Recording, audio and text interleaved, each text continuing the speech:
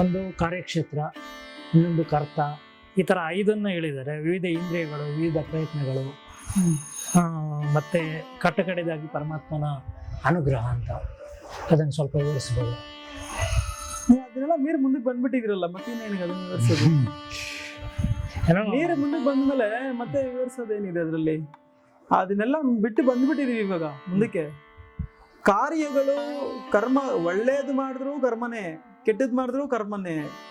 ನಿನ್ಗೆ ಯಾಕೆ ಬೇಕದು ಅರ್ಜುನ? ಸ್ವಾಮಿ ನಿನ್ಗೆ ಯಾಕೆ ಬೇಕದು? ನೀನ್ ಮಾಡೋದು ನೀನ್ ಮಾಡು, ಫಲಗಳು ಮಾತ್ರ ಬಯಸ್ಬೇಡ ನೀನು. ಕರ್ಮ ಫಲಗಳಾಗ್ಲಿ ಕಾರ್ಯ ಫಲಗಳಾಗ್ಲಿ ಬ್ಯಾರಿಕೇಡ್ ಆಗ್ಬೇಡ ನೀನು. ನೀನ್ ಮಾಡೋದು ನೀನ್ ಮಾಡು. ನಿನಗೆ ಏನ್ ಸಿಗ್ಬೇಕು ಏನು ಸಿಗ್ಬಾರ್ದು ಅನ್ನೋದು ಈಶ್ವರನ ಅನುಗ್ರಹ. ಅದು ಸಿಕ್ಕೇ ಸಿಗತ್ತೆ ಇವಾಗ, ಅದ್ರಲ್ಲೇನು ಎರಡನೇ ಮಾತಿಲ್ಲ. ಅಂದ್ರೆ ಅದು ಬೇಸಿಕ್ಸ್ ಲೆವೆಲ್ಗೆ ಆಯ್ತು ನೀವು ಹೇಳಿದ್ದು. ಪ್ರಾಪಂಚಿಕ ನಾವು ಅದು ದಾಟಿ ಮುಂದಕ್ಕೆ ಬಂದ್ಬಿಟ್ಟು ಪ್ರಾಪಂಚಿಕ ಪ್ರಶ್ನೆ. ಕಾರ್ಯ ಸಿದ್ಧಿ ಕರ್ಮ ಸಿದ್ಧಿ ಅದ್ರಲ್ಲಿ ಕೆಲಸ ಏನಿದೆ ನಮ್ಗೆ? No needs no wants. ಕಟ್ಟಕಡೆ ಒಂದೇ ಒಂದು ಪ್ರಶ್ನೆ, ಮನಸ್ಸು ಮತ್ತು ಚೇತನ ನಡುವೆ ವ್ಯತ್ಯಾಸ. ಸಚೇತನ, ಮನಸ್ಸು ಮತ್ತು ಸಚೇತನ. ಸಚೇತನ, ಚೇತನ ಸಚೇತನ. ಮನಸ್ಸು ಭ್ರಾಂತಿ. ಮನಸ್ಸು ಅನ್ನೋದು ಭ್ರಾಂತಿ, ಅಥವಾ ಮನಸ್ಸು ಅನ್ನೋದು ಮಾಯೆ, ಅಥವಾ ಮನಸ್ಸು ಅನ್ನೋದು ಹುಟ್ಟಾಕುವಂಥದ್ದು. ಅದು ಮಾಡೋದು ಒಂದು ಕೆಲಸ ಕೂಡ ಯಾವುದು ನಿಜ ಅಲ್ಲ. ಮನಸ್ಸು ಮಾಡೋದು ಒಂದು ಕೆಲಸ ಕೂಡ ಯಾವುದು ನಿಜ ಅಲ್ಲ. ಯಾರಿಗೂ ಒಳ್ಳೆಯದೂ ಆಗೋದಿಲ್ಲ. ಹೌದು ತಾನೆ? ಈಗ ನಮ್ಗೆ ಲೈಟ್ ಬೇಕು, ಇದು ಯಾರು ಹೇಳಿದ್ರು ಬೇಕು ಅಂತ? ಈ ಮನಸ್ಸೇ ಹೇಳ್ತು. ಈ ಲೈಟಲ್ಲಿ ಎಷ್ಟೋ ಜೀವಿಗಳು ಬಂದು ಸೇರ್ಕೊಂಡುತ್ತೆ. ಅಲ್ಲೇನೋ ಬೆಳಕಿದೆ ಅಂತ ಬಂದು ಸೇರುತ್ತೆ. ಆ ಬೆಳಕನ್ನು ನೋಡಿ ಆ ಬೆಳಕಿಗೆ ಸುಟ್ಟು ಕರಕಲಾಗ್ತದೆ. ನೋಡಿದ್ರ ಮನಸ್ಸು ಮಾಡುವಂತಹ ನಂದರಿ ಕೆಲಸ ಹೆಂಗಿದೆ? ಅಂದ್ರೆ ಮನಸ್ಸು ಮಾಯೆ ಅಂದ್ರೆ ಬದಲಾವಣೆ ಆಗುವಂಥದ್ದು. ಅಂದ್ರೆ ಮನಸ್ಸಿಂದಾನೇ ಸಾಧ್ಯ, ಆದ್ರೆ ಮನಸ್ಸನ್ನ ನಾವು ನಮ್ಮ ಕೈಯಲ್ಲಿ ಇಟ್ಕೋಬೇಕು. ನಮ್ಮನ್ನ ಮನಸ್ಸು ಕೈ ಕೊಡಬಾರ್ದು ಅಂತ ಅರ್ಥ ಅಷ್ಟೇ. ಯಾವುದು ಅವಶ್ಯಕತೆ ಇದೆ, ಯಾವ್ದು ಅವಶ್ಯಕತೆ ಇಲ್ಲ ಅನ್ನೋದು ನಾವು ಅರ್ಥ ಮಾಡ್ಕೊಬೇಕು ಅಷ್ಟೇ. ನಿರ್ಧಾರ ನಾವು ಮಾಡಬೇಕು. ಅವಶ್ಯಕತೆ ಯಾವ್ದಿದೆ ನಮ್ಗೆ? ನೆಮ್ಮದಿಯಾಗಿರುವಂಥದ್ದು. ಆ ನೆಮ್ಮದಿಯಿಂದ ನಾವು ಏನಕ್ಕೆ ಬಂದಿದ್ದೀವಿ, ನಾವು ಯಾರು, ನಮ್ಗೇನು ಕೆಲಸ ಇದೆ ಇಲ್ಲಿ, ನಾವೇನು ಮಾಡಬೇಕು ಏನು ಮಾಡಬಾರ್ದು ಅಂತ ಡಿಸೈಡ್ ಮಾಡಿಕೊಂಡು ನಾವು ಬಂದಿರೋ ಪರ್ಪಸನ್ನು ತಿಳ್ಕೊಂಡು ಆ ಪರ್ಪಸ್ ಕಡೆಗೆ ಹೋಗೋದು, ನಾವು ಮಾಡೋದು ಅದು ಕೆಲಸ. ಅಲ್ಲಿ ಮನಸ್ಸದೇನು ಪ್ರಮೇಯ ಇರೋದಿಲ್ಲ. ಬಟ್ ಅದನ್ನು ಮಾಡ್ಕೊಳೋದಕ್ಕೆ ಯೋಚನೆ ಮಾಡೋಕ್ಕೆ ಮನಸ್ಸು ಬೇಕೇ ಬೇಕು, ಇಲ್ಲ ಅಂತಲ್ಲ. ಬಟ್ ಮನಸ್ಸಿಗೆ ನಾವು ಹೋಗಿ ನಮ್ಮನ್ನ ಮನಸ್ಸು ಕೈ ಕೊಟ್ಟಾಗ ಏನ್ ಮಾಡುತ್ತೆ, ಅದು ಪ್ರಾಪಂಚಿಕ ವಿಷಯಗಳಿಗೆ ತಳ್ಳಿಬಿಡುತ್ತೆ, ನಮ್ಮನ್ನ ಪ್ರಕೃತಿಯಲ್ಲೇ ದೂರ ಬಿಡುತ್ತೆ. ಅದು ನಮ್ಮನ್ನ ಯಾವಾಗಲೂ ಕಂಪ್ಯಾರಿಸನ್ ಮಾಡುತ್ತೆ. ಅವ್ರಿಗಷ್ಟಿದೆ ನನ್ಗಿಷ್ಟಿದೆ, ಅವರು ಅದು ಮಾಡ್ತಿದಾರೆ ನಾನು ಇದು ಮಾಡ್ತೀನಿ, ಅವ್ರು ಹಂಗಿದ್ದಾರೆ ನಾನು ಹಿಂಗಿದ್ದೆ. ಯಾವಾಗಲೂ ಆಲ್ವೇಸ್ ಕಂಪ್ಯಾರಿಸನ್ ಮಾಡೋದು ಮೈಂಡ್. ಅದು ಪ್ರಾಪಂಚಿಕದಲ್ಲೇ ಪ್ರಕೃತಿಯಲ್ಲೇ ಇದ್ಬಿಡುತ್ತೆ, ತಳ್ಳುತ್ತೆ. ಆದ್ರೆ ಆ ಮನಸ್ಸನ್ನು ಇಟ್ಟುಕೊಂಡು ಜ್ಞಾನಿ ಹೇಗಿನೇ ಅಂತ ಹೇಳ್ತಾರಲ್ವಾ, ಒಂದು ತತ್ವಪದವನ್ನು ಹೇಳ್ತಾರೆ ಅವರು. ಪ್ರಾಣಮುలను ವಂಚಿ ಬ್ರಹ್ಮರಂಧ್ರಮನು ಸಿಂಚಿ ಯೋಗಿ ಹೇಗಿನೇ ಮರಳಿ ರಾಡುವಾಡು ಶತಕಾಲಪಮಲೈನ ಕೌರವೇಂದ್ರ ಅಂತ ಹೇಳ್ತಾರೆ. ಏನ್ ಹೇಳ್ತಾರೆ? ಪ್ರಾಣಮುలను ವಂಚಿ ಅಂತಂದ್ರೆ ಪ್ರಾಣ ಕೆಳಗಡೆ ಬಂದಿರೋ ಪ್ರಾಣವನ್ನ ಬೆಂಡ್ ಮಾಡಿ ಮತ್ತೆ ಮೇಲಕ್ಕೆ ತೆಗೆದುಕೊಂಡು ಹೋಗ್ಬೇಕು. ಪ್ರಾಣಮುలను ವಂಚಿ ಬ್ರಹ್ಮರಂಧ್ರಮನು ಸಿಂಚಿ, ಆ ಬ್ರಹ್ಮರಂಧ್ರ ಅದನ್ನ ಛೇದಿಸ್ಬೇಕು. ಯೋಗಿ ಹೇಗಿನೇ, ಯೋಗಿ ಮಾತ್ರ ಕೆಲಸ ಮಾಡಕ್ ಸಾಧ್ಯ. ಬೇರೆಯವರು ಅದ್ರ ಜೊತೆಲಿ ಫೈಟ್ ಮಾಡಕ್ ಆಗೋದಿಲ್ಲ. ಮಾಡ್ದ ಅಂತ ಮರಳಿ ರಾಡುವಾಡು ಕಲ್ಪ ಶತುಮಲೈನ ಕೌರವೇಂದ್ರ ಅಂತ ಹೇಳ್ತಾ ಇದ್ದಾರೆ. ಕಲ್ಪ ಅಂದ್ರೆ ಕಲ್ಪಶತ ಅಂದ್ರೆ ಇಷ್ಟು ಕಲ್ಪಗಳಂತ ಇರತ್ತಲ್ಲ, ಎಷ್ಟೇ ಕಲ್ಪಗಳಾದ್ರೂ ಬರೋದಿಲ್ಲ ಅವನು. ಬ್ರಹ್ಮನ್ ಕೂಡ ಆಯುಷ್ ಇದೆ, ಅಳೆಯುವಂಥದ್ದು ಕಲ್ಪ. ಬ್ರಹ್ಮದೇವನು ಕೂಡ ಆಯುಷ್ ಅನ್ನೋದಿದೆ. ಆತ ಕೂಡ ಆತನಿಗೇನು ಕರ್ಮ ಇದೆಯೋ ಆ ಕರ್ಮಗಳನ್ನೆಲ್ಲ ಮಾಡಿದ ಆದ್ಮೇಲೆ ಆ ಮಿಕ್ಕಿರೋ ಸಮಯದಲ್ಲಿ ಪ್ರಾಣಾಯಾಮ ಮಾಡ್ತಾನಂತೆ ಆತ.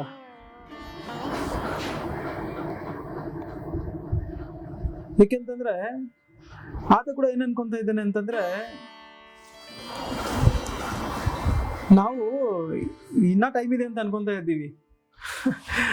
ಎಷ್ಟೋ ಕಲ್ಪಗಳಿದೆ ಬ್ರಹ್ಮನಿಗೆ ಆಯುಷ್, ಆದ್ರೂ ಕೂಡ ನನಗೆ ಆಯುಷು ತುಂಬಾ ಕಮ್ಮಿ ಇದೆ, ನಾನು ಬೇಗ ಬೇಗ ಆ ಪರಮಾತ್ಮನ ಸೇರೋ ಪ್ರಯತ್ನ ಮಾಡಬೇಕು ಅಂತ ಪ್ರಾಣಾಯಾಮ ಮಾಡ್ತಿದ್ದೆ. ಬ್ರಹ್ಮ ಕೂಡ ಲೆಕ್ಕ ಹಾಕೊಳ್ಳಿ, ಇನ್ನೇನ್ ನಮ್ದು ಏನ್ ಕತೆ ಅನ್ನೋದು. ಅಷ್ಟು ಕಲ್ಪಗಳಿದ್ರು ಕೂಡ ಆಯುಷು, ಅವರು ಕೂಡ ಎಲ್ಲ ಕೆಲಸಗಳು ಆದ್ಮೇಲೆ ಕುತ್ಕೊಂಡು ಫ್ರೀ ಸಮಯದಲ್ಲಿ ಟೈಮ್ ವೇಸ್ಟ್ ಮಾಡದೆ ಆ ಪ್ರಾಣಾಯಾಮವನ್ನ ಮಾಡ್ತಿದ್ದಾರಂತೆ. ಅದನ್ನ ತುಂಬಾ ಅದ್ಭುತವಾಗಿ ಸಾಕಷ್ಟು ಕಡೆಗಳಲ್ಲಿ ನಮ್ಮ ಮಹರ್ಷಿಗಳು ಹೇಳಿದ್ದಾರೆ ಈ ವಿಷಯಗಳನ್ನ. ನಾವು ಅದನ್ನ ಅರ್ಥ ಮಾಡ್ಕೋಬೇಕಷ್ಟೇ, ಏನೂ ಇಲ್ಲ. ನಮ್ಗೆ ಯಾವುದೇ ಆದ್ರೂ ಕೂಡ ಮನಸ್ಸು ಬೇಕು, ಸಾಧನೆ ಮಾಡೋಕ್ಕೂ ಮನಸ್ಸು ಬೇಕು. ಆದ್ರೆ ಮನಸ್ಸಿನ ಕೈಗೆ ನಾವು ಸಿಕ್ಕಾಕೋಬಾರ್ದು. ನಮ್ಮ ಕೈಯಲ್ಲಿ ಅದನ್ನ ಇಟ್ಕೊಂಡ್ರೆ ನಾವು ಬುದ್ಧಿವಂತರಾಗ್ತೀವಿ. ಇಲ್ಲ ಅಂತಂದ್ರೆ ಅದು ನಮ್ಮನ್ನ ಆಟ ಆಡ್ಸುತ್ತೆ. ಎಲ್ಲರನ್ನೂ ಮಾಡ್ತೇವೆ ಅದೇ. ತುಂಬಾ ಕಠಿಣವಾಗಿರುವಂತ ಸಮಸ್ಯೆ ಇದು. ಯೋಗಿಗಳಿಗೆ ಮನ್ಸಿಲ್ಲ ಅಂತಾರೆ, ಯೋಗಿಗಳಿಗೆ ಮನ್ಸಿಲ್ಲ ಅಂತಾರೆ. ಮನ್ಸಿಲ್ಲ ಅಂತಂದ್ರೆ ಇದು ತುಂಬಾ ಕಠಿಣವಾಗಿರುವಂತಹ ವಿಷಯ. ಇದು ಇಲ್ಲಿ ಸಮಸ್ಯೆ ಅಂದ್ರೆ ಮನಸ್ಸೇ ನಾನು ಅಂತ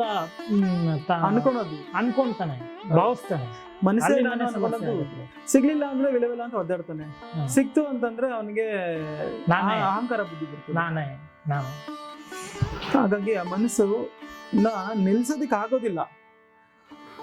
ಅದನ್ನ ಕಬೀರದಾಸರು ಏನ್ ಹೇಳ್ತಾರೆ ಅಂದ್ರೆ, ಚಲಯವಾತೆ ಚಲಯ ಬಿಂದು ನಿಶ್ಚಲೆ ನಿಶ್ಚಲೆ ಭವೇತ್ ಅಂತ ಹೇಳ್ತಾರೆ. ಅಂದ್ರೆ ಚಲಯವಾತೆ, ವಾತೆ ಅಂತಂದ್ರೆ ವಾಯು, ನಾವು ಉಸಿರಾಡ್ತೀವಲ್ಲ ಗಾಳಿ, ವಾಯು. ಬಿಂದು ಅಂತಂದ್ರೆ ಮನಸ್ಸು ಅಂತ. ಒಂದು ಮನಸ್ಸನ್ನ ನಿಲ್ಲಿಸಿದ್ರೆ ವಾಯು ನಿಂತೋಗುತ್ತೆ, ಇಲ್ಲ ವಾಯುನ ನಿಲ್ಸಿದ್ರೆ ಮನಸ್ಸು ನಿಂತೋಗುತ್ತೆ. Buy one get one. ಇದು ಒಂದು ಮನಸ್ಸಾದ್ರೂ ನಿಲ್ಸ್ಬೇಕು, ಇಲ್ಲ ನಾವು ಉಸಿರಾಡ್ತಾರೋ ಗಾಳಿ ಆದ್ರೂ ನಿಲ್ಸ್ಬೇಕು. ಎರಡರಲ್ಲಿ ಒಂದು ನಿಲ್ಸಿದ್ರೆ ಎರಡು ನಿಂತೋಗುತ್ತೆ ಅಂತ ಹೇಳ್ತಿದ್ದಾರೆ. ಎರಡು ನಿಂತೋಗುತ್ತೆ ಅಂತಂದ್ರೆ ಅವನು ಕೈವಲ್ಯ ಪ್ರಾಪ್ತಿ, ಅವನು ಡೈರೆಕ್ಟ್ ಟಿಕೆಟ್, ಅವನಿಗೆ ಡೈರೆಕ್ಟ್ ದರ್ಶನ. ನಮ್ಗೆ ಮನಸ್ಸಂತೂ ನಿಲ್ಸಕ್ ಆಗಲ್ಲ. ಯಾಕಂದ್ರೆ ದೊಡ್ಡ ದೊಡ್ಡ ಋಷಿ ಮಹರ್ಷಿಗಳಂತವ್ರೆ ಮನಸ್ಸು ನಿಲ್ಸಕ್ ಆಗದೆ ಅವರು ಜನ್ಮವನ್ನೇ ವ್ಯರ್ಥ ಮಾಡ್ಕೊಂಡಿರುವಂತಹ ಇತಿಹಾಸಗಳು ಮತ್ತೆ ಎಷ್ಟೋ ನಾವು ದೃಷ್ಟಾಂತಗಳು, ಕಥೆಗಳು, ಗ್ರಂಥಗಳ ರೂಪಗಳಲ್ಲಿ ನಾವು ತಿಳ್ಕೊಂಡಿದ್ದೀವಿ, ಇದಾವೆ. ಆದ್ರೆ ಈ ಉಸಿರಾಟ ಮಾತ್ರ ನಮ್ಮ ಕೈಯಲ್ಲ ಇದೆ. ನಾವು ಅದನ್ನು ಈಸಿಯಾಗಿ ನಾವು ನಿಲ್ಲಿಸಬಹುದು. ಈ ಉಸಿರಾಟವನ್ನ ಈಗ ನಾವು ಮಾಡ್ತಿದ್ದೀವಲ್ಲ ಕ್ರಿಯೆ, ಈ ಕ್ರಿಯೆಯಿಂದ ಏನಾಗುತ್ತೆ, ಉಸಿರಾಟ ಕಮ್ಮಿ ಆಗುತ್ತೆ. ಉಸಿರಾಟ ಕಮ್ಮಿ ಆಯ್ತಂದ್ರೆ ಮನಸ್ಸಿನ ವೇಗ ಕಮ್ಮಿ ಆಗುತ್ತೆ. ಮನಸ್ಸಿಗೂ ಉಸಿರಾಟಕ್ಕೂ ಅವಿನಾಭಾವ ಸಂಬಂಧ ಇದೆ. ನಾವು ಮನಸ್ಸನ್ನ ನಿಲ್ಸ್ಬೇಕು ಅಂದ್ರೆ ಆಗಲ್ಲ. ಈ ಜನ್ಮ ಅಲ್ಲ, ಇನ್ 1000 ಜನ್ಮ ಆದ್ರೂ ಆಗೋದಿಲ್ಲ. ಉಸಿರಾಟ ಮಾತ್ರ ನಾವು ಸಿಕ್ಕು, ಅದು ಪ್ರೋಟೋಕಾಲ್ಸ್ ಏನಿದೆ ಆ ಪ್ರೋಟೋಕಾಲ್ಸ್ ಮುಖಾಂತರ ನಾವು ಅದನ್ನ ಸಾಧನೆ ಮಾಡ್ತಾ ಇದ್ದಾಗ ಉಸಿರಾಟಗಳು ಕಮ್ಮಿ ಆಗ್ತಾ ಬರ್ತದೆ. ಈಗ 15 ಆಗ್ತಾ ಇರೋ ಉಸಿರಾಟ ಸಾಧಾರಣವಾಗಿ ಒಂದು 10-11ಕ್ಕೆ ಬರುತ್ತೆ, ಆಮೇಲೆ 8-9ಕ್ಕೆ ಬರುತ್ತೆ, ಒಂದು 5-6ಕ್ಕೆ ಬಂದು ನಿಂತ್ಕೊಳತ್ತೆ ಆಟೋಮೆಟಿಕ್ ಆಗಿ. ಯಾವಾಗ ಕಮ್ಮಿ ಆಗ್ತಾ ಬರುತ್ತೋ ಥಾಟ್ಸ್ ಕಮ್ಮಿ ಬರುತ್ತೆ, ಪ್ರಶಾಂತತೆ ಇರುತ್ತದೆ. ಆ ಪ್ರಶಾಂತತೆ ಮನಸ್ಸಿಂದ ನಮಗೆ ಆ ಜ್ಞಾನೋದಯ ಅನ್ನೋದಾಗುತ್ತೆ. ಆ ಜ್ಞಾನದಿಂದ ನಮಗೆ ಪರಮಾತ್ಮ ದರ್ಶನ ಆಗುತ್ತದೆ. ಇಷ್ಟೇ ವೇದಾಂತ ಇರೋದು. ವೇದಾಂತ ಒಂದೇ ಲೈನಲ್ಲಿ ಮಹಾನುಭಾವರು ಹೇಳ್ಬಿಟ್ಟಿದ್ದಾರೆ. ಪ್ರಶಾಂತತೆ, ಆ ಪ್ರಶಾಂತತೆ ಸಿಗ್ಬೇಕು ಅಂತಂದ್ರೆ ಉಸಿರಾಟ ಕಮ್ಮಿ ಆಗ್ಬೇಕು. ಉಸಿರಾಟ ಕಮ್ಮಿ ಆಗ್ಬೇಕು ಅಂತಂದ್ರೆ ನಾವಿಲ್ಲಿ ಯೋಗ ಸಾಧನೆಯನ್ನ ಮಾಡಬೇಕು. ಯೋಗ ಸಾಧನೆಯಿಂದ ಉಸಿರಾಟ ಕಮ್ಮಿ ಆಗುತ್ತೆ. ಉಸಿರಾಟದಿಂದ ಮನಸ್ಸಿನ ವೇಗ ಕಮ್ಮಿ ಆಗುತ್ತೆ, ತೀವ್ರತೆ. ಆ ಮನಸ್ಸಿನ ತೀವ್ರತೆ ಕಮ್ಮಿ ಆದಾಗ ಮನಸ್ಸು ಪ್ರಶಾಂತತೆಗೆ ಬರುತ್ತೆ. ಆ ಪ್ರಶಾಂತ ಮನಸ್ಸಿಂದ ಜ್ಞಾನೋದಯ ಆಗುತ್ತೆ. ಜ್ಞಾನೋದಯದಿಂದ ಪರಮಾತ್ಮ ದರ್ಶನ ಆಗುತ್ತೆ.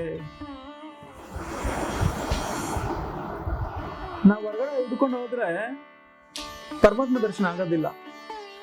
ಅಲ್ಲಿ ಇಲ್ಲದೆ ಇರುವಂತ ಕಾಯಿಲೆಗಳು ಬರ್ತದೆ. ಇಲ್ಲಿಂದ ಹೋಗ್ತೀವಿ, ಅಲ್ಲಿ 100 ಜನ ಸ್ನಾನ ಮಾಡಿರ್ತಾರೆ, ಅವ್ರಿಗೆ ಏನೇನು ಇನ್ಫೆಕ್ಷನ್ಸ್ ಇರುತ್ತೆ, ನಾವೆಲ್ಲ ಹೋಗಿ ಸ್ನಾನ ಮಾಡಿ ನಮಗೆ ಬರ್ತದೆ. ಅದು ಕರೆಕ್ಟಾ? ಹೌದಲ್ವಾ? ಈಗ ಮೊನ್ನೆ ಇದರಲ್ಲಿ ಕುಂಭಮೇಳ ನಡೀತು. ಅಲ್ಲಿ ಎಷ್ಟೋ ಜನಕ್ಕೆ ನಮ್ಮ ಕೆಲವರು ಇಲ್ಲಿಗೆ ಬಂದಿರೋರು ಎಷ್ಟೊಂದು ಜನ ಹೋಗಿದ್ರು. ಅವರು ಕೆಲವ್ರಿಗೆ ಇನ್ಫೆಕ್ಷನ್ಸ್ ಆಗಿದೆ ಅವ್ರ ಪಾಪ, ಸ್ಕಿನ್ ಇನ್ಫೆಕ್ಷನ್ಸು, ಅಲರ್ಜೀಸು, ರ್ಯಾಷಸ್ ಇಂಥವೆಲ್ಲ. ನೋಡಿ ಏನ್ ಸಿಕ್ತು ಅವ್ರಿಗೆ? ಜ್ಞಾನವನ್ನು ಪಡ್ಕೊಂಡ್ರೆ ಕೈವಲ್ಯ ಪ್ರಾಪ್ತಿ ಆಗ್ತದೆ ಹೊರತು ನಾವು ಯಾವುದೋ ನದಿ ಸ್ನಾನ ಮಾಡೋದ್ರಿಂದ ಆಗೋದಿಲ್ಲ. ಅದು ಪುಣ್ಯಕ್ಷೇತ್ರ, ಆ ಸ್ಥಳಗಳಿಗೆ ಹೋದ್ರೆ ಅಲ್ಲಿ ಸಿದ್ಧಿ ಪುರುಷರು, ಅವತಾರ ಪುರುಷರು ಇರೋಂಥ ಜಾಗ ಅದು. ಅದನ್ನ ಅವ್ರ ಸ್ಮರಣೆಗೆ ಬಂದು ನಾವು ಕೂಡ ಆ ವೈಬ್ಸ್ ಇಂದ ನಾವು ಕೂಡ ಒಂದು ಪಾಸಿಟಿವ್ನೆಸ್ ಬರುತ್ತೆ ಅಂತ ನಾವು ಹೋಗ್ತೀವಿ ಅಷ್ಟೇ. ಬಿಟ್ರೆ ಜ್ಞಾನ ಅಂತೂ ಏನು ಬರೋದಿಲ್ಲ ಇಲ್ಲಿಂದನು. ಜ್ಞಾನ ಬರ್ಬೇಕು ಅಂದ್ರೆ ಸ್ವಯಂವಾಗಿ ನಾವು ಯಾರು ಅನ್ನೋದು ನಮ್ಮನ್ನ ನಾವು ಹೋಗಿ ನೋಡ್ಬೇಕು, ಆಗ್ಲೇ ಜ್ಞಾನ ಸಿಗೋದು ನಮ್ಗೆ. ನಮ್ಮನ್ನ ನಾವು ನೋಡ್ಬೇಕು ಅಂತಂದ್ರೆ ಯೋಗ ಸಾಧನೆ ಮುಖಾಂತರನೇ ಹೋಗ್ಬೇಕು, ಬೇರೆ ಆಪ್ಷನ್ ಅನ್ನೋದಿಲ್ಲ ನಮ್ಗೆ. ಹಾಗಾಗಿ ಅಸ್ತಸ್ಥಂ ಮೃತ್ಯುಂಜಲಿ ಏತುರ್ಕುರ್ ಪರಮಾತ್ಮನ ಶಿವಮಾತ್ಮನ ಪಶ್ಯಂತಿ ಅಯೋಗ ವಿನಃ ಅಂತಂದ್ರು ದರ್ಶನ ಉಪನಿಷತ್ತಲ್ಲಿ. ಉಪನಿಷತ್ಕಾರರು ಕೂಡ ಅದನ್ನೇ ಹೇಳ್ತಿದ್ದಾರೆ. ಹಸ್ತಸ್ಥಂ ಪರಿತ್ಯಜ್ಯ ಮೃತ್ಯುಂಜಲಿ ಏತುರ್ಕುರ್ ಪರಮಾತ್ಮನ ಶಿವಮಾತ್ಮನ ಪಶ್ಯಂತಿ ಅಯೋಗ ವಿನಃ. ಹಸ್ತದಲ್ಲಿ ಪಾಯಸದ ಮುದ್ದೆ ಇದೆ, ಹಸ್ತದಲ್ಲಿ ಪಾಯಸದ ಮುದ್ದೆ ಇದೆ, ಆದ್ರೆ ಆ ಪಾಯಸದ ಮುದ್ದೆ ಇಲ್ಲೇ ಇಟ್ಕೊಂಡು ಇಲ್ಲಿ ನೋಡೋ ಪ್ರಯತ್ನ ಮಾಡದೆ ನಾವು ದಿಕ್ಕುಗಳು ನೋಡ್ತಾ ಇದೀವಿ. ಅಲ್ಲಿ ಇಲ್ಲಿ ಇಲ್ಲಿ ಇಲ್ಲಿ ಅಲ್ಲಿ ಸಿಗತ್ತಾ, ಇಲ್ಲಿ ಸಿಗತ್ತಾ, ಅಲ್ಲಿ ಸಿಗತ್ತಾ ನೋಡ್ತಾ ಇದೀವಿ. ಆದ್ರೆ ಆ ಪಾಯಸದ ಮುದ್ದೆ ಏನಾಯ್ತು, ಕರ್ಗಕ್ ಶುರುವಾಯ್ತು. ಆ ಹಿಂದೆ ಈ ಇದರಿಂದ ರಸ ಸೊರೋಗಕ್ಕೆ ಶುರುವಾಗೋಯ್ತು. ಅರೆ ಏನೋ ಸೊರೋಗ್ತಾ ಇದೆ ಅಂತ ಹಿಂಗೆ ನೋಡಿದ್ವಿ, ಪಾಯಸದ ಮುದ್ದೆನೂ ಬಿದ್ದಿತ್ತು, ರಸನೂ ಸೊರೋಯ್ತು. ಅಷ್ಟಾಗಿ ನಮ್ಮ ಟೈಮೇ ಆಗೋಗುತ್ತೆ. ಸಾಧನೆ ಮಾಡೋಕ್ಕೆ ದೇಹಕ್ಕೆ ಶಕ್ತಿ ಬೇಕಲ್ವಾ?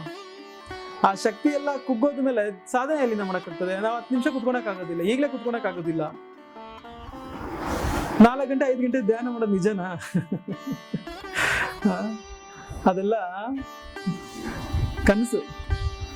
ಈಗ ಫಿಟ್ ಆಗಿದ್ದೀವಿ, ನಾವು ಪರ್ಫೆಕ್ಟ್ ಆಗಿದ್ದೀವಿ. ಏನೋ ಪರಮಾತ್ಮ ತ್ರಯೀ ದುರ್ಲಭ ಅಂತ ಹೇಳಿದ್ರು ಶಂಕರಾಚಾರ್ಯರು. ಒಂದು ಮಾನವ ದೇಹ ದುರ್ಲಭ, ಎರಡನೇದು ಬ್ರಹ್ಮ ಜಿಜ್ಞಾಸ ದುರ್ಲಭ.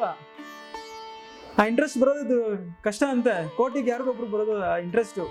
ನಾನು ಸ್ಪಿರಿಚುವಲ್ ಏನೋ ಸ್ವಲ್ಪ ತಿಳ್ಕೊಬೇಕು, ಆ ಜ್ಞಾನದ ಕಡೆಗೆ ಹೋಗ್ಬೇಕು, ಒಂದಷ್ಟು ಗುರುಗಳ ಸಾಂಗತ್ಯವನ್ನು ಮಾಡಬೇಕು, ನಾನು ಆಶ್ರಯ ಪಡಿಬೇಕು ಗುರುಗಳದು ಅನ್ನೋ ಯಾರೋ ಕೋಟಿಗೊಬ್ಬ.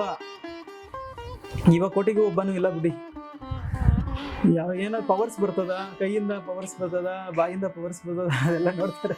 ಬಿಟ್ರೆ ಅವ್ರಿಗೆ ಲಿಂಗಗಳು ಬರಬೇಕು, ವಿಭೂತಿ ಬರಬೇಕು, ಆಮೇಲೆ ಬೇರೆ ಬೇರೆ ಮ್ಯಾಜಿಕ್ ಶೋ ಮಾಡಬೇಕು. ಅದಕ್ಕೆ ಯಾಕೆ ಮ್ಯಾಜಿಕ್ ಹೋದ್ರೆ ಆಯ್ತಲ್ಲ, 1 ವರ್ಷಗಟ್ಟಲೆ ಏನಕ್ಕೆ ತಪಸ್ ಮಾಡ್ಬೇಕು.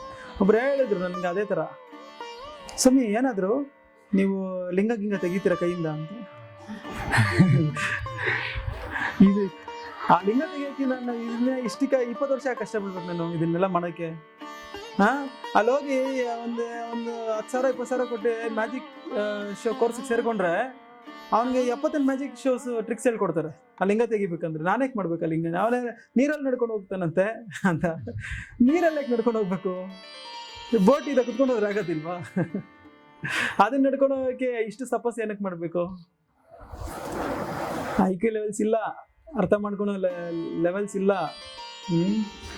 ಅದು ಆ ಮ್ಯಾಜಿಕ್ಸ್ ಮಾಡ್ಬೇಕು ನಾವು ಅಷ್ಟೇನೆ, ಲಾಜಿಕ್ಸ್ ಯಾರಿಗೂ ಬೇಕಾಗಿಲ್ಲ.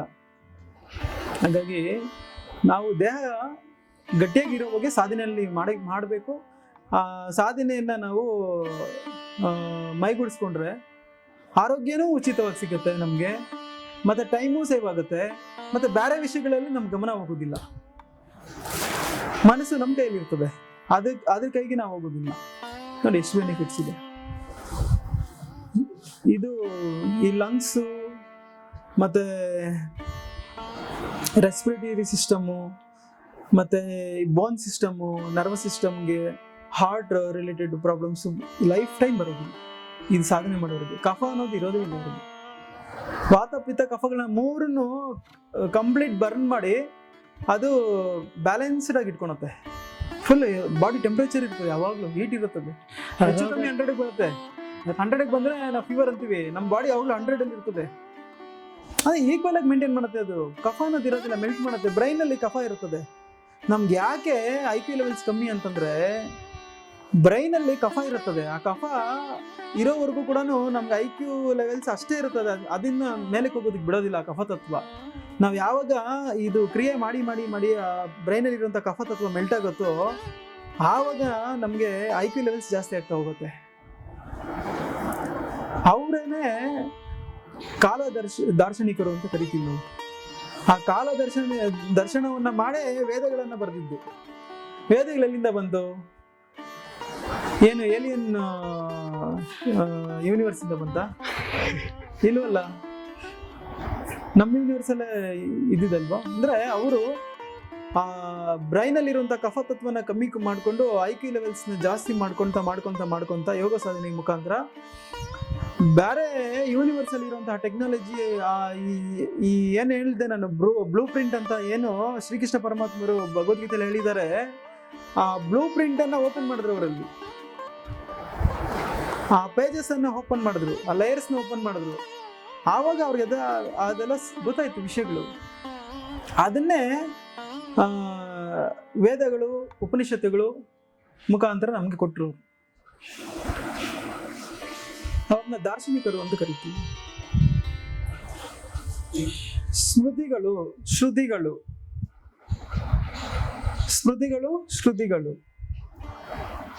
ಇವೇ ವೇದಗಳು. ಇದು ನಾವು ಅರ್ಥ ಮಾಡ್ಕೋಬೇಕು. ಅಂದ್ರೆ ಎಷ್ಟು ಪವರ್ ಇದೆ ಅನ್ನೋದು ನಾವೇನ್ ಪ್ರೂವ್ ಮಾಡೋದೇನ್ ಬೇಕಾಗಿಲ್ಲ, ಇಲ್ಲಿರೋದೇನೆ ಅದು. ನಾವು ಆ ಲೆವೆಲ್ಗೆ ಹೋದ್ರೆ ನಮಗೂ ಆ ಪವರ್ ಬರ್ತದೆ. ಅದ್ರಲ್ಲೇನು ಡಿಫ್ರೆನ್ಸ್ ಏನಿಲ್ಲ. ರಾಮನಿಗಾದ್ರು, ಶ್ರೀಕೃಷ್ಣನಿಗಾದ್ರು, ಶ್ರೀರಾಮಚಂದ್ರರಿಗಾದ್ರು, ನಮಗಾದ್ರು, ಯೇಸು ಪ್ರಭುಗಳಿಗಾದ್ರು, ನಿಮ್ಗಾದ್ರು ಇರೋದು ಒಂದೇ. ಇದು ಮೈಂಡ್ ಮೆಚೂರ್ ಆಗ್ಬೇಕಷ್ಟೆ. ಆ ಮೈಂಡ್ ಮೆಚೂರ್ ಆಗುವಂತ ವಿದ್ಯೆನೇ ಬ್ರಹ್ಮ ವಿದ್ಯೆ, ಯೋಗ ವಿದ್ಯೆ. ಇದನ್ನ ನಾವು ಮಾಡಿದ್ರೆ ಮೆಚುರಿಟಿ ಬರುತ್ತೆ. ಮೆಚುರಿಟಿಯಿಂದ ನಾವು ಯಾವತ್ತು ಈ ಪ್ರಪಂಚವನ್ನೇ ಆಪರೇಟ್ ಮಾಡ್ಬೋದು, ಒಂದು ಟೂಲ್ ಆಗಿ ನಾವು ಯೂಸ್ ಮಾಡ್ಬೋದು ಈಸಿಲಿ. ತುಂಬಾ ಇಷ್ಟೊತ್ತು ಕೂತಿದ್ರಾ ಯಾವಾಗಾದ್ರು?